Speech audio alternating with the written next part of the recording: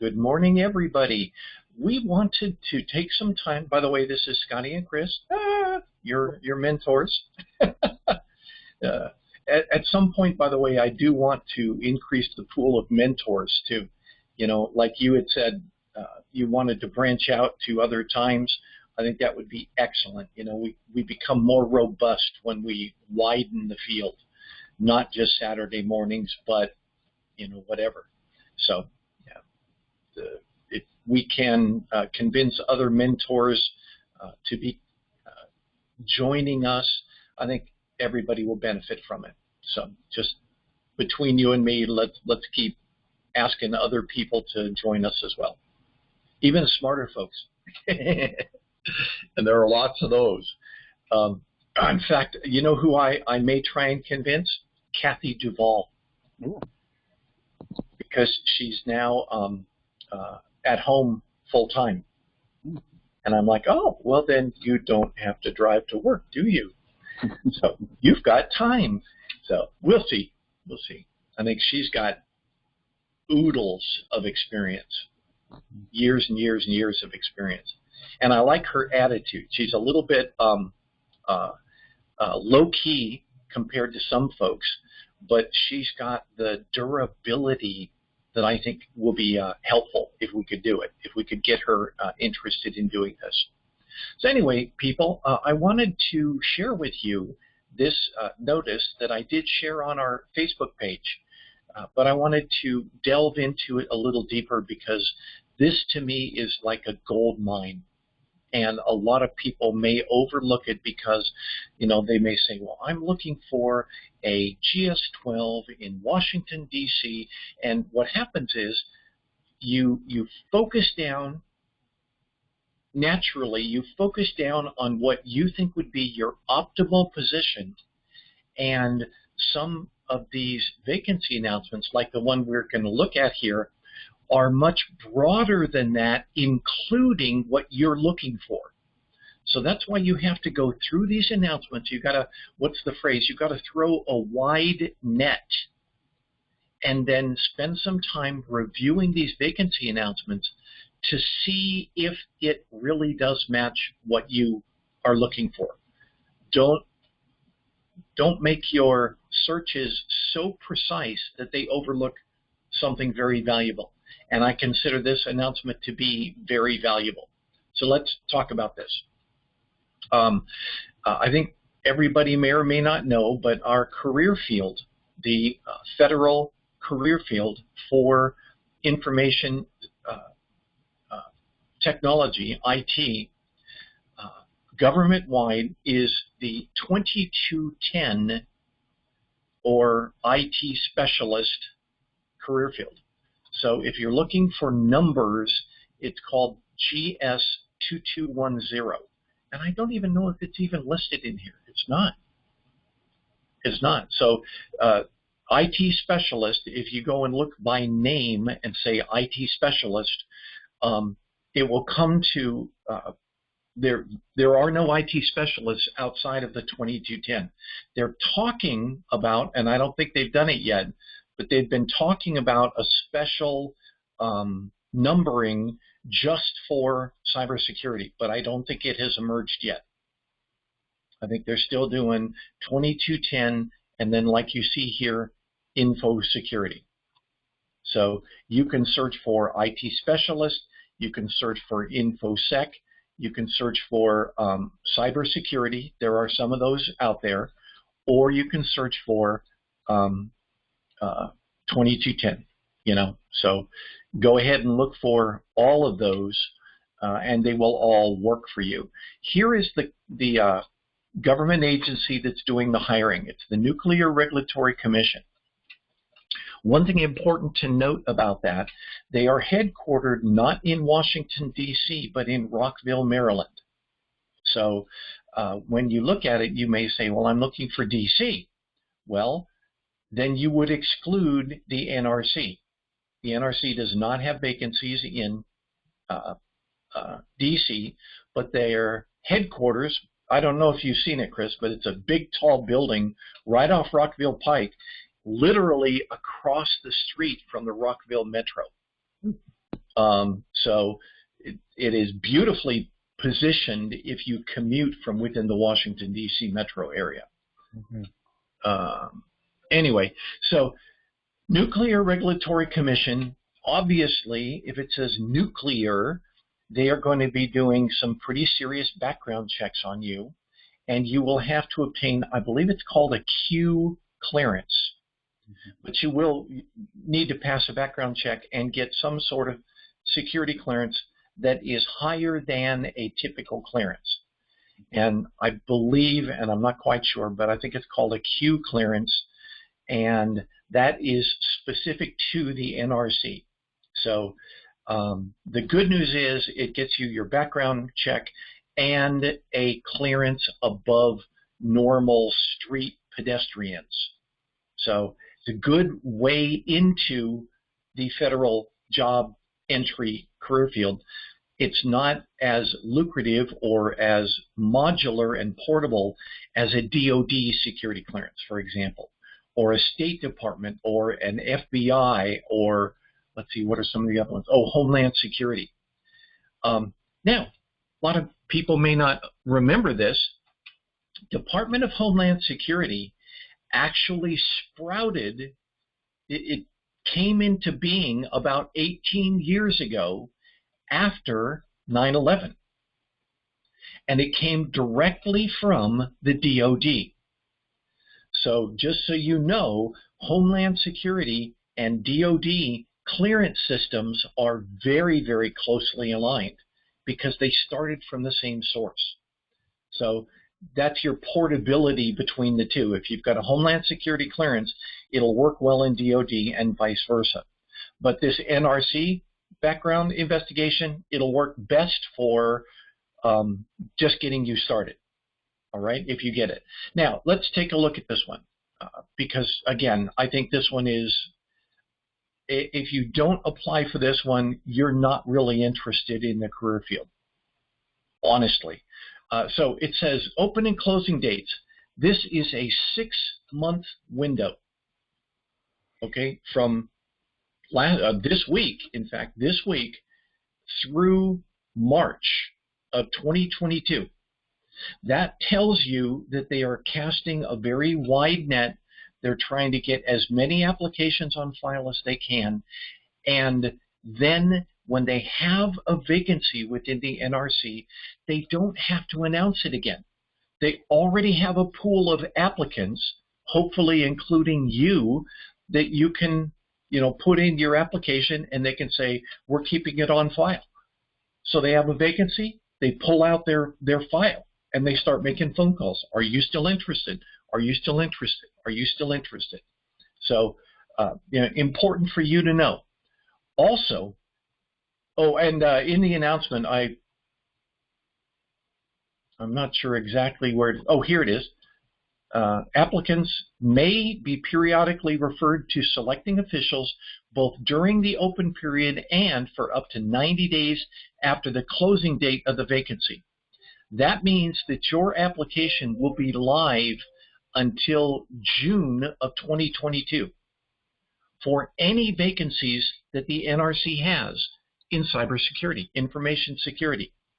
All right? Hot, hot, hot thing to pay attention to. Now, pay scale and grade, GS9 through GS15. That means they're looking for everyone from entry level, which is you, to maybe GS12s, which are typically people who are changing careers, 11 or 12, maybe 13. But also, if you are pretty good at cybersecurity already, you're already in a cybersecurity career field over at some place that you're not that happy with, let's say the U.S. Patent and Trademark Office, USPTO. You're like, this is a dead-end job. I don't want to do this. Apply here. And you could end up with a promotion along with it. That's one thing a lot of feds may not think about, and that is being flexible in civil service contributes to your ability to be promoted. Some people get locked into a particular position And they will not promote you simply because you've been there for 10 years. The position determines your pay grade. The position, not your skills. So look for other positions that you can slide into that have that upward mobility to go somewhere and get promoted. So don't be afraid to move around in the federal government. That's how you can get promoted. By the way, if you take a look at it, that's why a lot of the managers, I won't mention our manager by name, but he's had like 3 different positions since he arrived at our federal department. In the last 9 years, he's had 3 different positions. He's now a supervisory 15, and he wasn't that way always. You know, think about it. He's a retired military enlisted guy who is now the highest non-executive rank in civil service because he was willing to move. There are other reasons, obviously. He's really good at what he does. But think about it. You'll be willing to move. And maybe geographically, but also keep everyone I know of in the federal government has a USAJOBS account. Watch for them. You don't know what's going on, and it could be next door to you. It could be closer to your home. Shorter commute. They may have working hours that are far better for you in reference to, you know, what you need to do. So don't give up the opportunities simply because you didn't look. So anyway, GS 9 through 15, that basically says they're going to hire anyone on this list. Okay? They say it's accepted service. That one you really don't have to worry about, but it basically means it's not general schedule, but it is accepted service. I don't really know everything that implies, but look at the salaries. These numbers, and just so everybody knows, because the pay is in multiple locations, these numbers may or may not be exactly similar. I remember seeing one vacancy announcement that was for, I think it was Denver and Washington, D.C., and they gave a listing of the salary ranges, and I looked at the high salary range and I said, ooh, that's not high enough for me.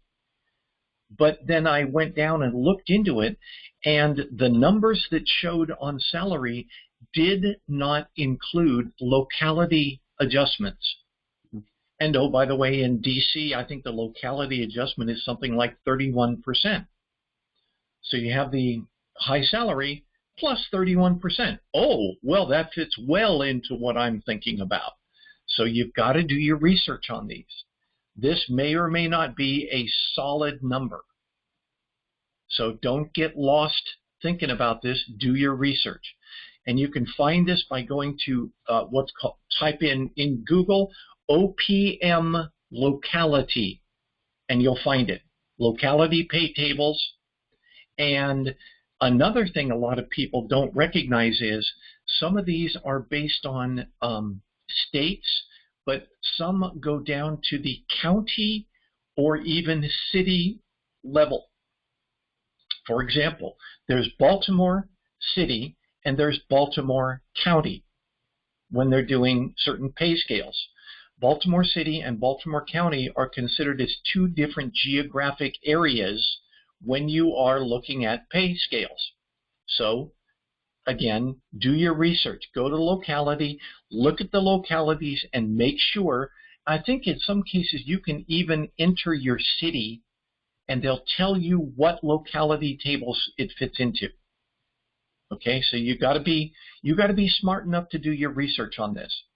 So let's look again. Appointment type, multiple appointment types. It varies depending upon position, temp, term, permanent, etc.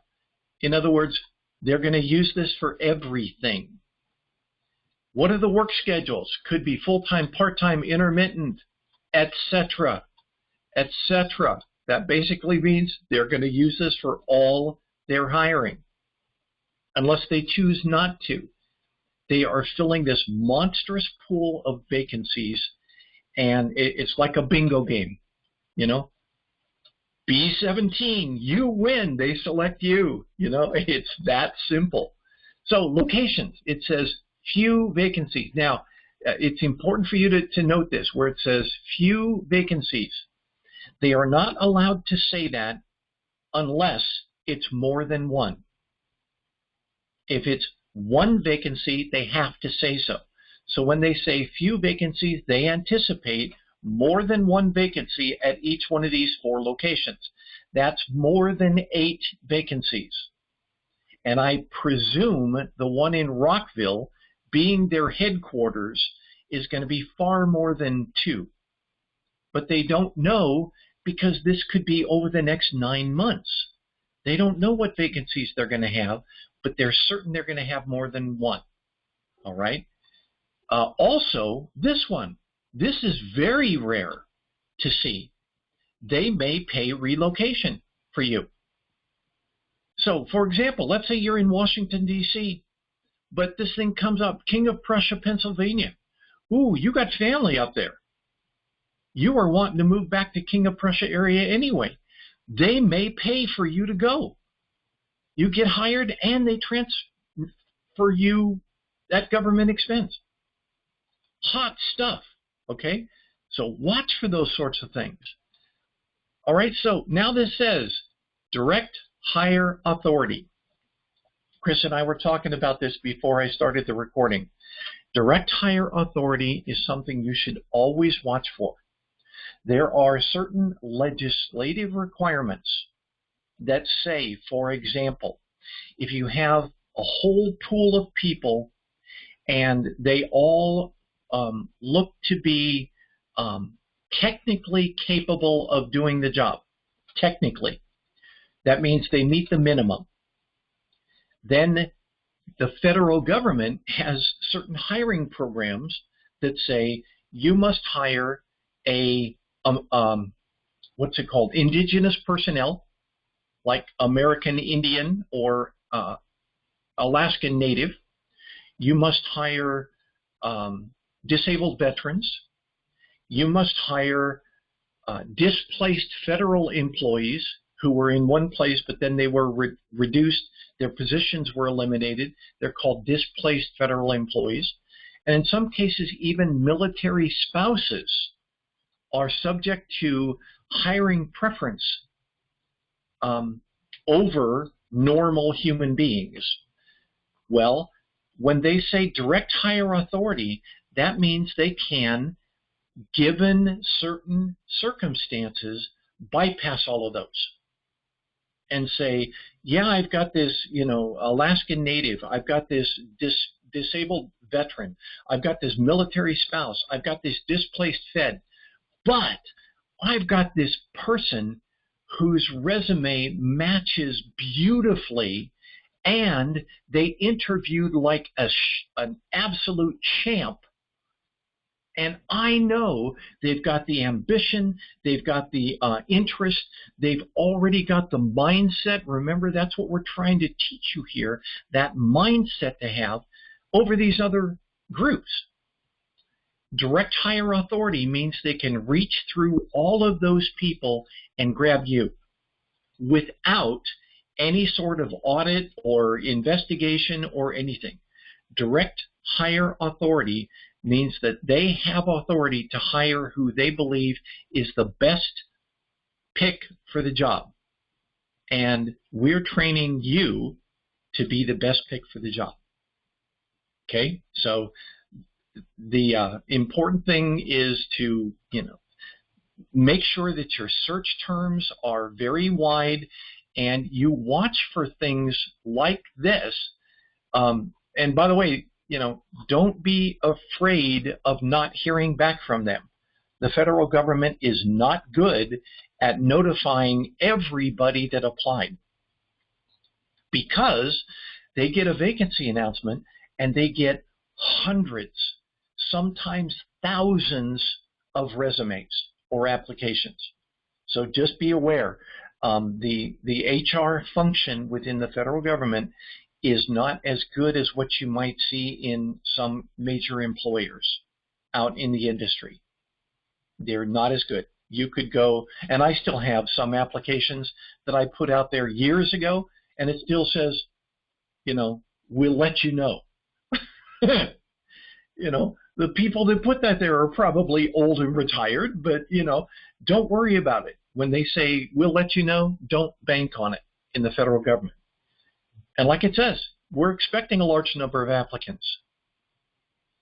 So therefore, we're not going to tell you about it. Don't expect to hear from us. So you take and you write your best resume. We've given you information on how to do that. You submit it within the time frame here. Between now and March, you've got time to polish that resume multiple times before you submit it. But realize that they're talking about vacancies that could exist today. So you want to do it quickly. Don't wait till March, because then you're only locked and loaded for 90 days. If you do it now, you're locked and loaded and being considered for these, you know, minimum 8 vacancies for the next 9 months. Okay? So be flexible, be prompt, put your stuff in as quick as you can, and you will reap the benefit from it. And like I said, they're doing a direct hire. They're doing a broad, and I rarely see this, but a broad group, including the senior level in information security. And multiple appointment types, multiple schedules. You could not ask for a better vacancy announcement. You know, some people may say, well, it's imprecise. What if they want to select me for a job in Antarctica or something like that? Well, get to that position to where you're being considered and they contact you for it and ask you if you're interested in doing an interview, then you can say yes or no. Don't count yourself out at the very beginning. Get into the pool, otherwise you will not learn to swim. Chris, can you think of anything? I'm gonna turn my audio and video off for a minute, but keep talking, please. The one thing that I would add on is with the public notice direct hire like that and the long opening and closing dates, as long as the period is open, you can make changes to your application, and it's like an active live update for the people who are looking to hire you. So let's say you end up getting the Security Plus certification, and you need to update your resume. You can update your resume, then upload the resume to replace the other resume. They take the last upload that you have until the closure date, and they'll have an updated resume from you. You don't have to sit there and wait for the next opportunity to update your resume. If you just click on the apply button or you click on see my application, you can say upload my new resume, and your new resume will be on the application. That was all I wanted to add, Scotty.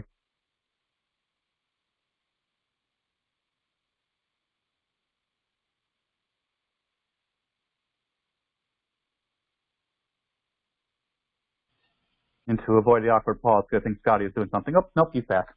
He's back. I was saying that you can update your resume during that open period, and they'll take your latest resume that you updated. Very good. Yeah, simply because you've gotten it in, you know. And I gave the example of you put the resume in before you got your Security Plus certification. Yep. And then you got the Security Plus certification. If the application's still open, you can go in, update your resume, and they'll take your latest resume. Very cool. And honestly, you know, let's say, you know, just for grins, let's say there's some sort of mistake or oversight. The worst that can happen is you'll be in the pool twice. 2 different resumes in the same pool. Now, that probably won't happen, but, you know, worst case scenario, submit twice. And I know that situation has happened before. If the agencies do a public announcement and an agency announcement where they try to hire within the federal government. You're Right. allowed to apply for both. You'd be considered for both the public offering and the federal agency offering. Right. I forgot to mention that. Thank you for reminding me, Chris. In all of these, if you aren't already in the federal government service, you have to watch for this job is open to the public. And like Chris is saying, frequently the federal government will publish an announcement available to a certain group of people, and then the same announcement with a little different shred on it to a different group of people. In other words, they are literally dipping into both groups. And I'll give you and me as an example, Chris. We can apply in both. Whenever I see something that says what's it called? Qualified? No, not qualified. Status candidates and open to the public. That's two different pools of information. So I submit to both because the vacancy announcement is slightly different between the two. So you submit your resume to that one, you submit your resume to that one, and they don't see each other. Just so you know, there are the only place that those two come back together is at the point of the interview, because your prospective hiring manager will say, let me see this list, let me see this list, and they'll pick and choose from both lists, and to them, they will see which, I will give an example, and this has happened with me. Under the status candidates list, there's a person up here who is one of those accepted groups, like Native American. But over in open to the public, there's not. So you're down here, this person, it has to be selected over you by federal law, but over in the open to the public, there's not this person. So they will say, well, I really want Chris Oxford. So instead of picking out of this pool where they must choose this person, they'll go over to this pool because Chris is in both and say, well, I'm going to select from the open to the public. And, you get the job. So be aware that those are some of the ways that the federal government can craft their announcements and their selection so that they leave you greater opportunities. If you are able to apply as many different ways as you can for even the same vacancy or vacancies in this case. That's a good one, Chris. Thank you. I'm finding they're doing a lot of these tricks because there is a shortage of candidates. I'm going to talk about one position I saw that had they sometimes put a little mark on the orange box saying they'll accept the first 50 applicants. And what I noticed about this, I'm going to keep this agency nameless, they had that position open for 7 days, but they had the 50 applicant rule, so you're pushed to apply quickly. The thing is, I believe they're doing all these tricks because there is a shortage of applicants, because that announcement stayed open for all the 7 days, even though they had the 50 applicant rule. Mm-hmm. A lot of people right now are afraid to apply to the federal government because they're not as quick to respond, right. Say, no, sorry, or yes, you're in. They do take their time, but I'll tell you this right now, the wait is worth the award. And you already talked about the pay scales. One thing you right. didn't say, Scotty, the benefits are out of this world. Right. No company, right. No employer is going to compete with the benefits that the federal government has to offer. Right. The federal government has a 401k called the Thrift Savings Plan, tsp.gov. And like Chris was saying, it is unmatched out there. Google may give you free food at lunch, but TSP is top notch. And well worth the attempt. What is it? They will match 1-for-1 for the first 5%. Is it 5 still? Yep. And then 2-for-1 for the last 2.5%. Correct. So if you put in 10% of your pay into your retirement, the federal government will match that with 7.5%. Why not? It grows. It grows. Yeah, and it grows like mad. Yep. Well, I told you the thing about me. Yeah. The getting a TSP loan at 0.6%, I could not pass that up. I'm paying it back, but I've got it somewhere else where it's earning far more than 0.6%. So I'm making money. Now, admittedly, it is outside of my TSP, so it can't make money like in the market, but I have no confidence in the market right now. And so I will say choose your own adventure here. Right. Exactly. Exactly. So, yep. One last thing about this, and it's important for you to take a look at these things when you're looking at it. These responsibilities, and there's another one, the requirements or qualifications are exceedingly general. Very little will you find a specific vacancy announcement in cybersecurity that says you need to manage this particular type of software for this particular type of system. Very rarely will that be there, because they want to get people in and then specialize them. If they get something that's way too specialized and say, well, you've got to be smart on this type of firewall, they've excluded 99.9% of the job field. And they have a low applicant pool anyway. Right, right. So these things are, pretty vague. Have you conducted system security evaluations, audits, and reviews? Yeah. I update my password every X amount of time, and I do it on all of my accounts, and I review that every, X number of days. If you've set a system in place, even for your own banking, you've done this. Okay, so don't think that you have to have, at the top of the page, it has to say Department of blah, blah, blah. No. They say, do you know how to do this? Do you know how to promote awareness of security issues among management and ensure sound security principles are reflected in the organization's visions and goals? All right, everybody in my household, time to change your passwords. You guys have watched me in this group say, have you updated your iOS? Because there's an active exploit going on iPads and iPhones right now. That's what this is.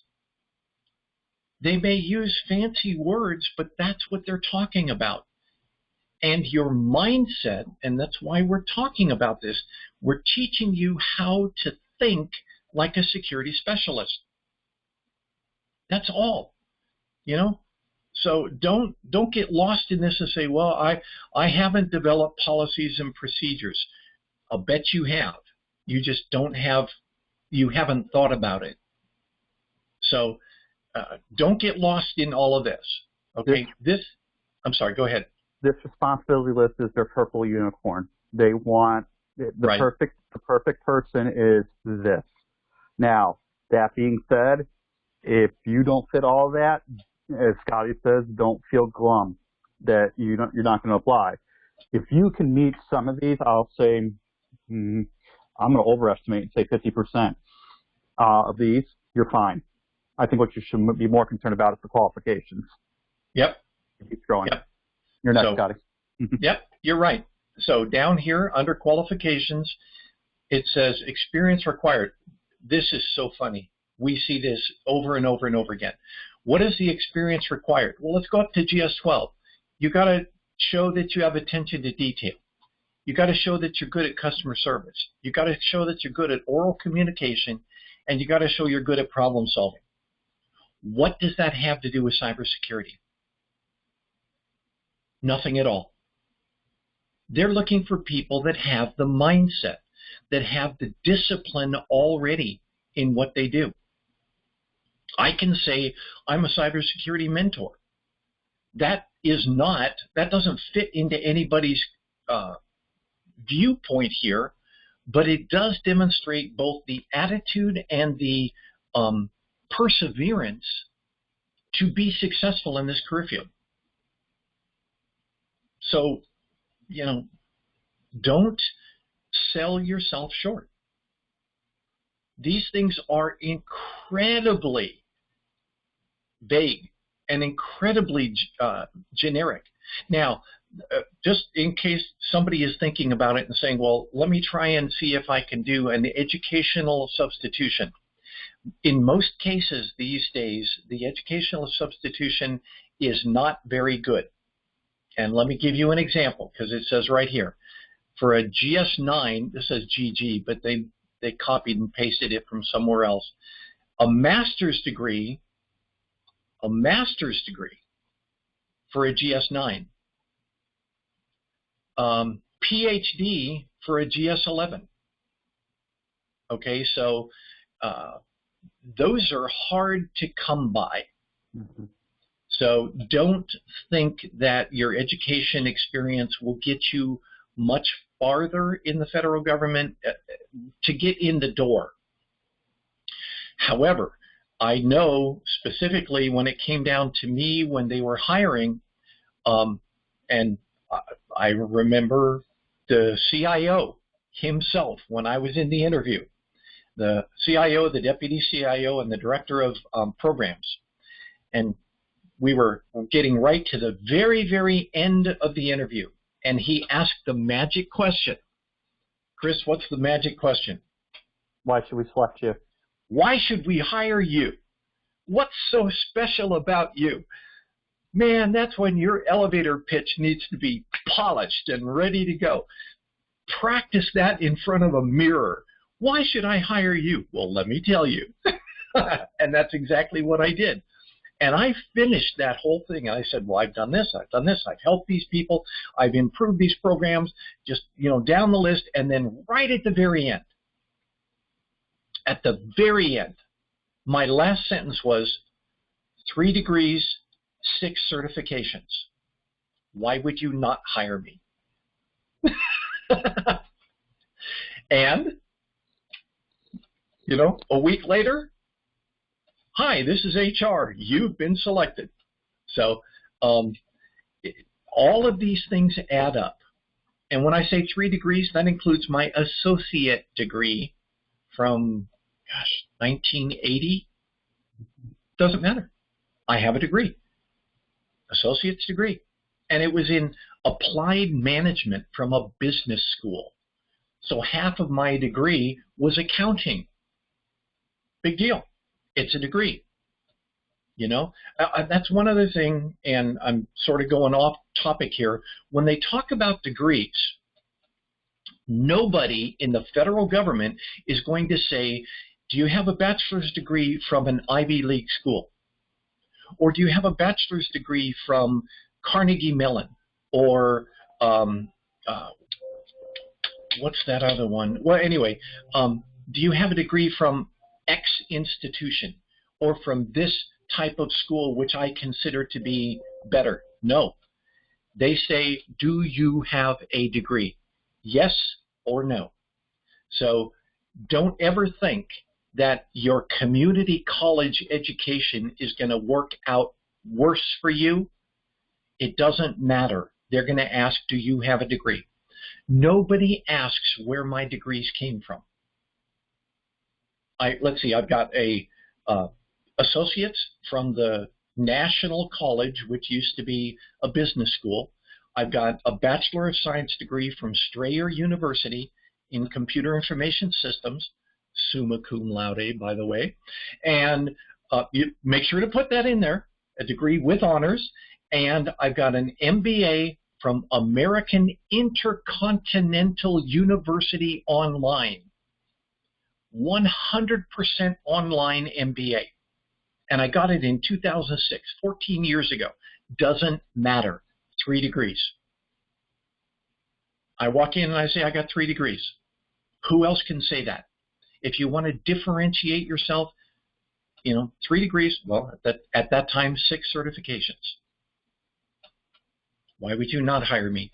And then let them, it doesn't matter that one of my certifications was Microsoft Word Specialist. Doesn't matter. It's a certification. Yeah. So anyway. My school paid for it, so they're going to pay for it. I'll take it. Yeah.